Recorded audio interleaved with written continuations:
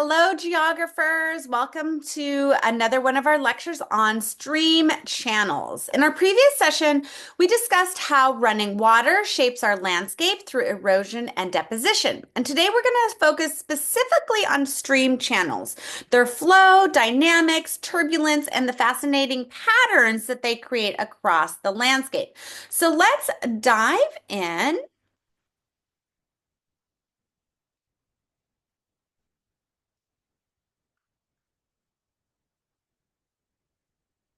Excellent. Okay. So, distinguishing characteristic of streams is that they're confined to channels, which makes their behavior three-dimensional and complex. Unlike sheet flow across the surface, channel flow has depth as well as width, carrying a much more intricate system.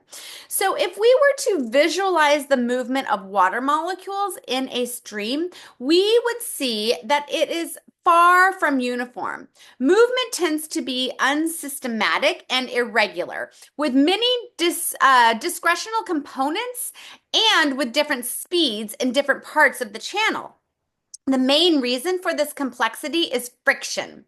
Water molecules in contact with the channel bed and the banks experience friction, slowing them down.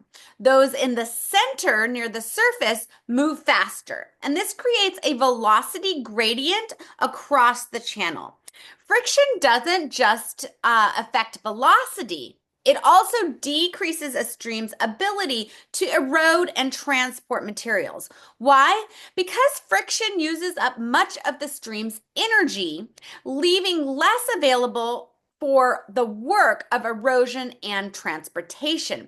This is why stream velocity is so crucial. It must overcome friction to do geomorphic work, changing the landscape. So consider the Mississippi River and its channel. Its channel varies in depth and width, creating complex flow patterns. Near Memphis, Tennessee, the river's outer banks experience faster flows than the inner portions, leading to differential erosion and deposition that constantly reshape the channel. Now let's talk about turbulence, one of the most important characteristics of stream flow. Turbulence relates to the irregularities in the direction and speed of water, producing momentary currents that can move in any direction, including upward. Turbulence is caused by a few factors. The first one is friction between water and the channel. The second one is the internal shearing stresses within the water itself. And the third is the channel surface irregularities like boulders or bedrock outcrops. Stream speed also contributes significantly, with faster streams generally being more turbulent than slower ones. And you can observe this yourself by watching a mountain stream versus a slow-moving river on a floodplain. Increasingly, turbulence can have contradictory effects on erosion. Sometimes it reduces erosion by slowing a stream's overall velocity. Sometimes it reduces erosion by creating frictional stresses that use up energy that could otherwise be used for erosion.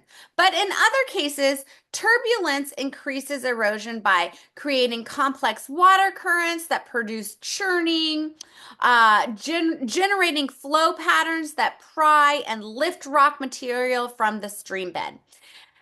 Any whitewater rapid demonstrates extreme turbulence. The turbulent flow has enough energy to move massive boulders during flood events. Yet turbulence itself is consuming energy that might otherwise be directed at eroding the channel. So let's take a look at stream channel patterns. One of the most fascinating aspects of streams is the patterns their channels create across the landscape. Stream channels tend to wind, and sometimes in response to the underlying geologic structure that has fault lines or rock types. However, even in areas of perfectly uniform structure, streams still aren't straight. The complete mechanisms of this winding behavior isn't fully understood yet. And but we classify stream channels into four basic categories: straight, sinuous, meandering, and braided. So let's go over the straight channels first. So straight channels are usually short segments, often indicating strong control by underlining geologic structures like faults or joints. The Potomac River near Washington, D.C. has straight sections where it follows fault lines. But here's something interesting. A straight channel doesn't mean the water flows straight. Within the channel, the deepest part, we call that the thalweg. And the thalweg typically meanders back and forth. The thalweg is a line running in the direction of water flow and indicating the deepest part of the channel.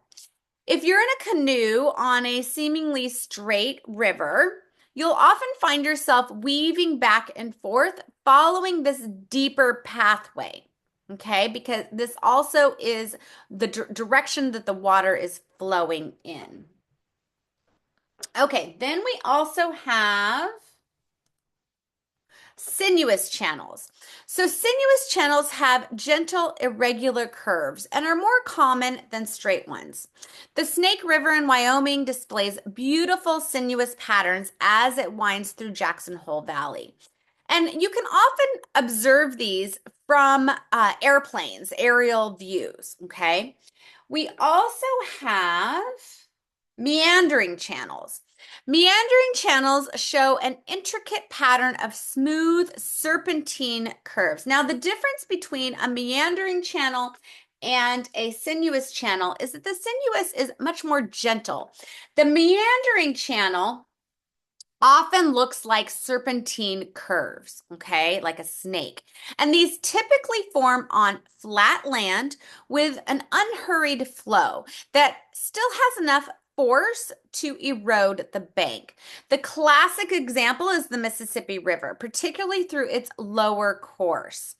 What makes the meandering so dynamic is the pattern of erosion and deposition.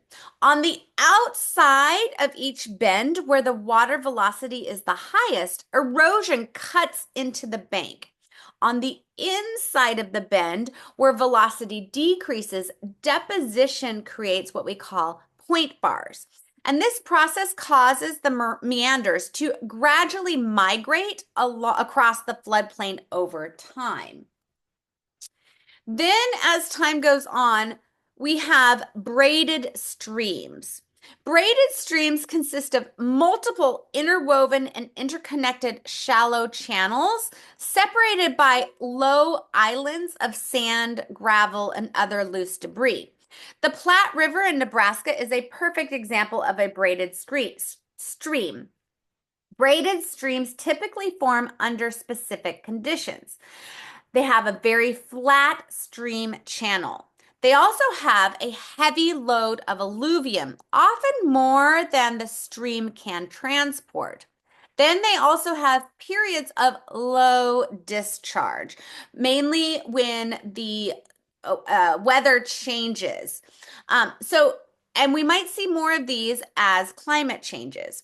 Many glacial outwash streams in Alaska and New Zealand display spectacular braided patterns that can be seen clearly from the air. Okay. All right. So stream channels are dynamic systems that reflect a complex interplay of water, sediment, topography, and the underlying geology. Understanding their patterns and processes help us to interpret landscapes and predict future changes. So again, next time you're near a stream or river, take a moment to observe its channel pattern. Is it straight? Is it sinuous? Is it meandering? Or is it braided? Look for signs of turbulence and try to identify the thalweg. These observations will help you connect what we've discussed today and the real world fluvial systems all around us. So thanks for watching, and I will see you in the next lecture.